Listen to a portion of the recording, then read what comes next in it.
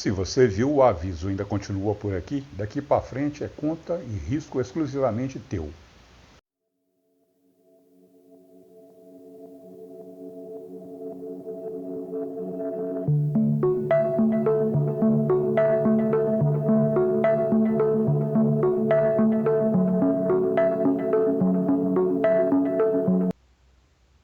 Lembram dela? Eu ainda tenho em minhas mãos.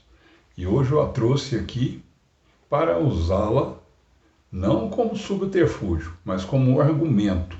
Um argumento não básico, mas um argumento genuíno e verdadeiro, para afirmar com veemência, como sempre gostei de fazer.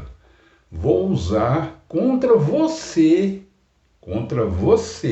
aquilo que você diz que é o teu manual de fabricação, o teu instrumento para convencer as pessoas sobre sua fé, sobre a sua religião, sobre as suas convicções. Está preparado?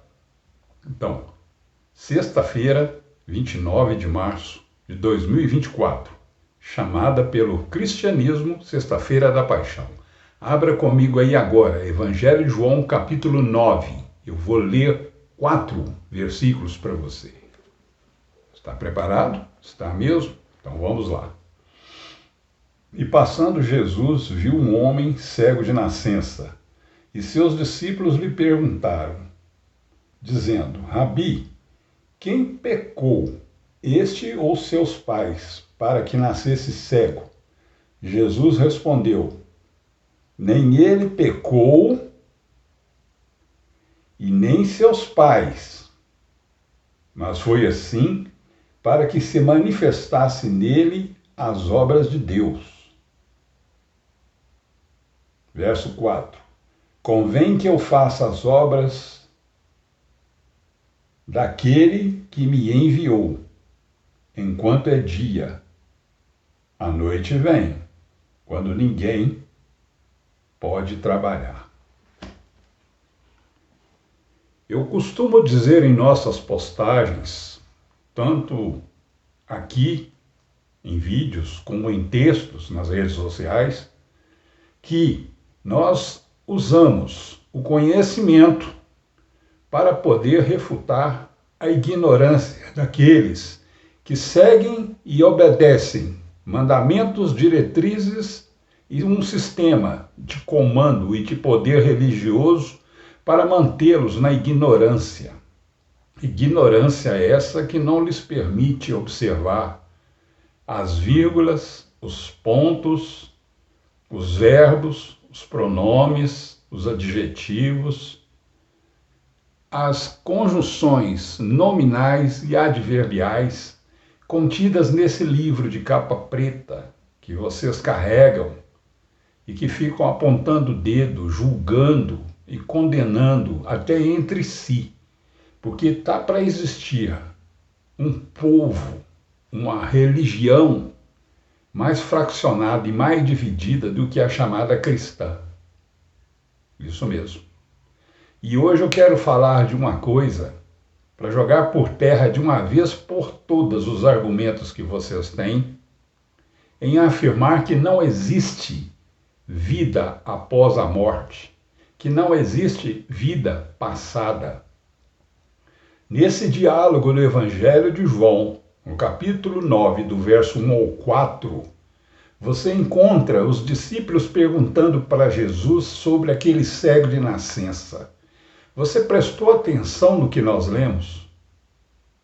Eles perguntaram quem pecou. O cego é um cego de nascença. Presta atenção no que nós lemos e no que eu estou falando. Cego de nascença. Se eles estão referindo a ele que ele teria nascido cego porque pecou, está implícito nas entrelinhas de que antes de nascer ele foi predestinado a nascer com deficiência visual. E para condenação tua, que lê e não entende, e fica gritando no ouvido dos outros coisas que você não sabe, que você não compreende, porque você está preso num sistema religioso e você tem preguiça de procurar conhecimento e sabedoria. E o que é pior, você tem medo e te ensinaram a chamar de bruxo, de feiticeiro, de pecador, aqueles que tiveram coragem, assim como eu, de pesquisar, de estudar para saber e trazer isso aqui hoje e lançar na tua cara, na cara de qualquer um outro que queira refutar o comentário dos discípulos. Agora, para a tua própria condenação, porque a Bíblia te condena. Quando é dito que de graça recebei e de graça dai, está falando de conhecimento. Conhecimento. Os talentos que lhe são dados e que talvez você tenha enterrado e que você não está multiplicando, lhe será cobrado por causa disso. Cego guiando cego. A trava no olho é essa. Como que você pode ter ficado a vida toda lendo esse livro?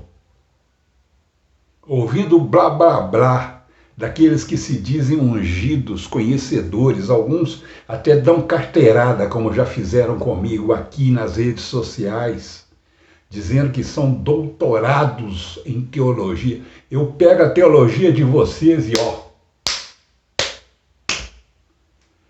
vamos aos versículos seguintes. O próprio Jesus afirmou, nem ele e nem seus pais, Jesus, o líder, o mestre de vocês, o meu irmão mais velho, o meu exemplo de dignidade, de sabedoria e de humildade. Estou falando grosso? Estou falando pesado? Sim, com a autoridade que o pai dele, Deus Pai, o Criador, aquele que vocês desprezam porque idolatram ao Nazareno, que é um instrumento. O tempo todo ele diz, meu Pai, e o Pai.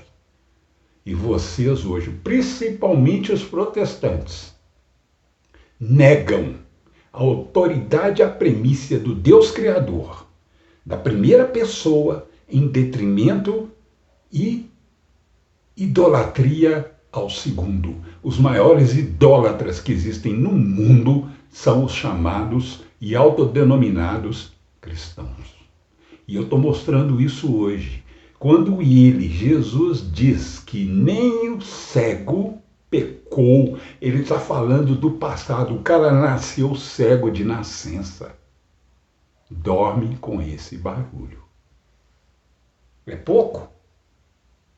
É pouco? Vocês chamam de malditos, de pecadores, de filhos de Satanás, aos espíritas, quando no livro sagrado, que vocês consideram como sagrado, que para mim é um manual de magia, de conhecimento e de sabedoria, existe uma passagem no qual o rei Saul procura a pitonisa de Endor para falar com Samuel.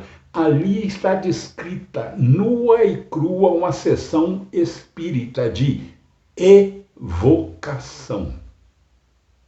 E mais, quando você folheia esse livro, você vê Baraque, você conhece bem essa passagem, querendo que Balaão faça uma invocação.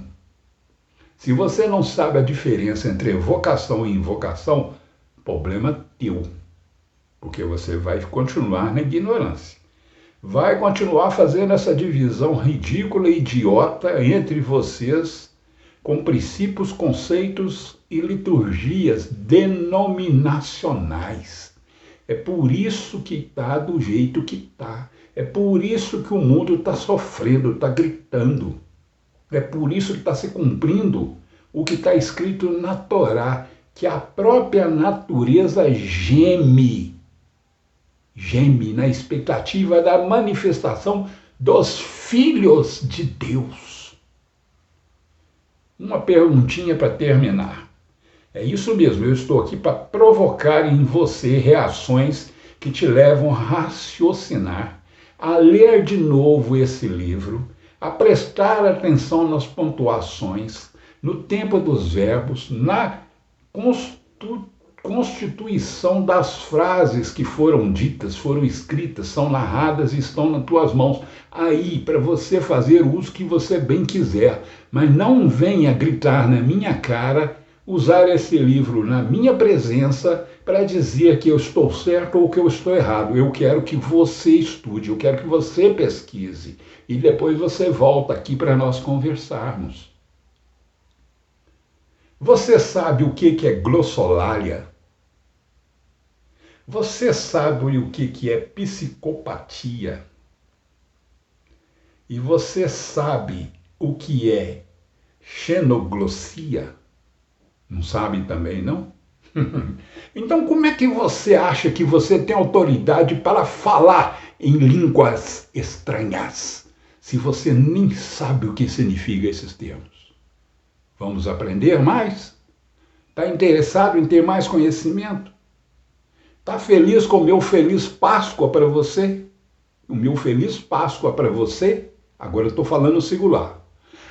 O meu feliz Páscoa para você, estou falando no singular, olhando nos seus olhos, é que você busque conhecimento e entendimento para depois você bater na porta da casa dos outros para falar sobre a sua fé, sobre aquilo que você professa, sobre aquilo que você acredita. Se você mesmo não sabe, como é que você pode querer convencer as pessoas sobre isso?